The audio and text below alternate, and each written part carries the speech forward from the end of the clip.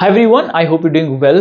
This is Bhupesh Sharma, and in this video we will learn that how to cover the novel from UGC NET English Literature exam perspective, and these methods can also be applied to your GATE examination and the SET examination as well.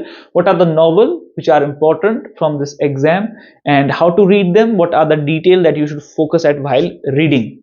And if someone is watching for the very first time, let me tell you, my professor note provides you exam-oriented study material and the complete preparation roadmap, where I guide you step by step to crack this exam. To get enrolled, you can contact me on the given details. So let's start the novels. So what type of novel we should focus at? First one is your canonical.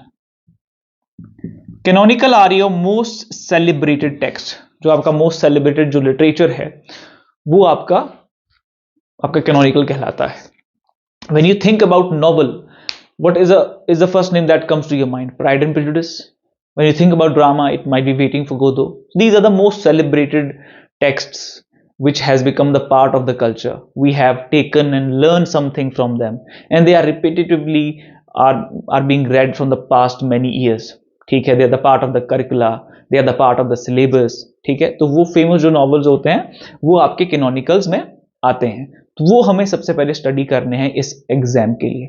ये list आपको Wikipedia पे भी मिल जाती है, वहां पे भी ये अपलोडेड है. If you will not get this, I will provide this to you on my Telegram channel. I given this name, you simply search it because sometimes link does not work, so it's better you go there, search this name on your search bar. आप इसे copy paste कर सकते हो, है ना. Link में मैंने description box में दिया है ये नाम, and there you will find my channel, and there you will find all the details, also the reviews of the previously qualified students, right, who have borrowed the exam or study material and the part of this mentorship program.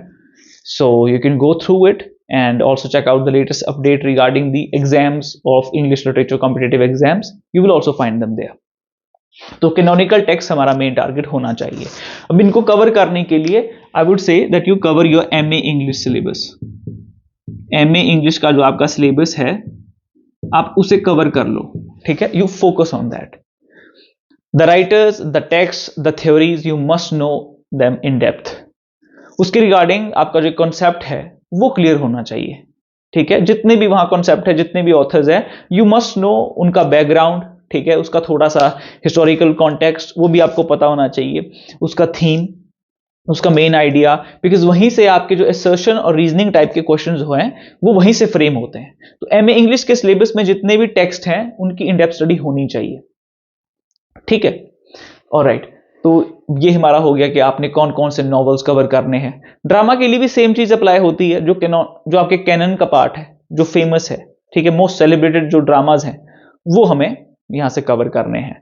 जैसे कि example है, जब आपकी ये poetry पे बात आएगी sir कि मुझे पोइट्री में क्या स्टडी करना है, आपका वेस्टलैंड, द मोस्ट सेलिब्रेटेड, ठीक है, वो मेन है. उसके बाद आपके बहुत से आपकी जो पोइट्री है वो है.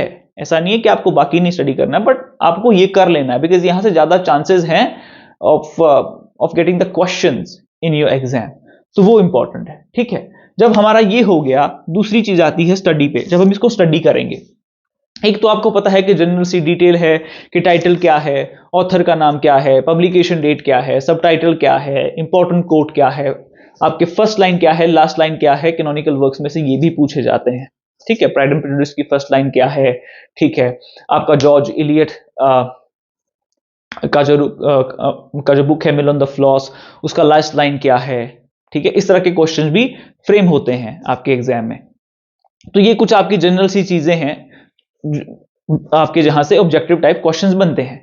इसके अलावा आपको जॉनर पे भी फोकस करना है, ठीक है. जो आपके स्पेसिफिक जॉनर्स होते हैं ना, वहां से आपको क्वेश्चन आते हैं कि मैच द फॉलोइंग पेयर्स, ठीक है, जिसमें कि आपका आएगा बिल्डिंग्स रोमन. आपका एक स्पेसिफिक जॉनर है, where you see the growth of the main protagonist from the childhood to his adulthood, bildungsroman में. फिर आपको एपिस्टलरी टाइप्स ऑफ नॉवल के जो आपके लेटर के फॉर्म में लिखे होते हैं, ठीक है, उनको आपको देखना पड़ता है. उसका आपको आइडिया होना चाहिए, उस पर आपसे क्वेश्चन पूछे जाते हैं, ठीक है. आपके जो पिकरेस्ट नॉवल क्या है, राइट आपका साइफाई नॉवेल्स, अब ये नए ट्रेंड चले हैं, पिछली बार आपने देखा होगा there were questions from the genres, आपका साइफाई नॉवल, आपका क्लाइमेट फिक्शन, आपका dystopian novels, right Margaret Atwood has written this handmade tale, one of the examples, Amitabh Ghosh we have who write about the climate fiction in Indian literature. ठीक है, Indian aesthetics आपका नया add हुआ है, we will talk about that, हम उस unit को cover करेंगे।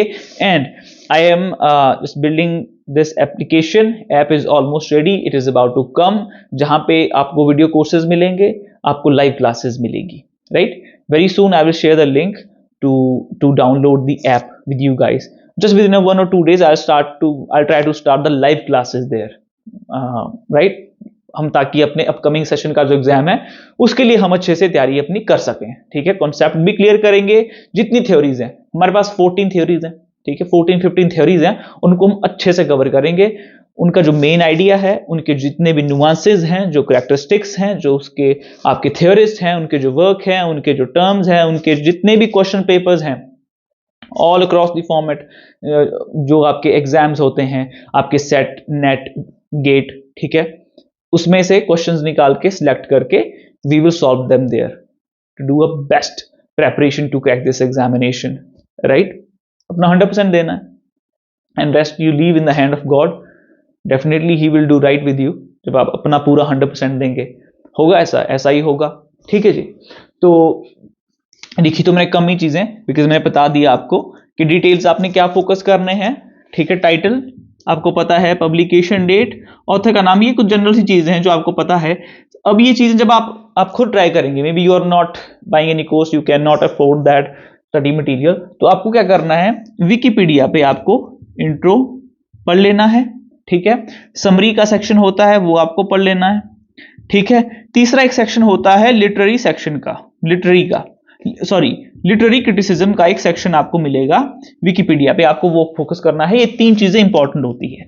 बिसाइड दिस जो आपके 2 सोर्सेज हैं इसके अलावा पढ़ने के, वो है स्पार्क नोट, है ना, पता होगा आपको, और इनकी ही एक दूसरी वेबसाइट है इनका ही, that is a lit chart, that is also important. ठीक है, यहाँ पे आपको काफी ऑथेंटिक कंटेंट मिलता है।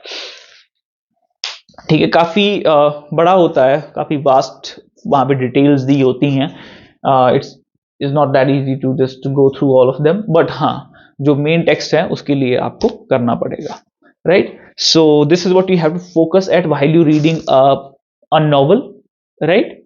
और PYQP ऑब्वियसली आपको PDF मिल जाएगी मेरे टेलीग्राम चैनल पे।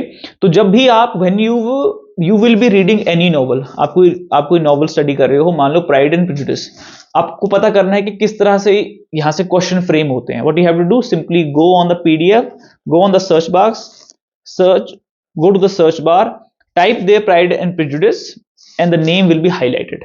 Every question that contain this keyword of Pride and Prejudice, that will be highlighted and you can see now that what sort of questions were framed.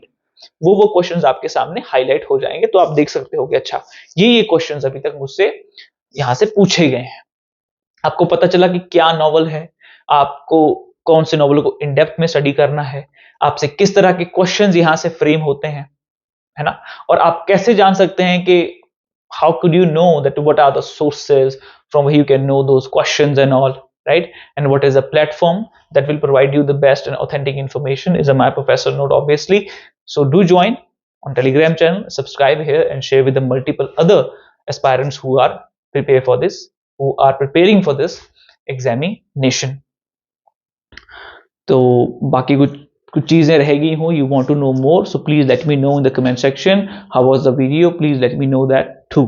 Very soon I'll be back with another relevant video. Till then time, this is Bhupesh Sharma signing off.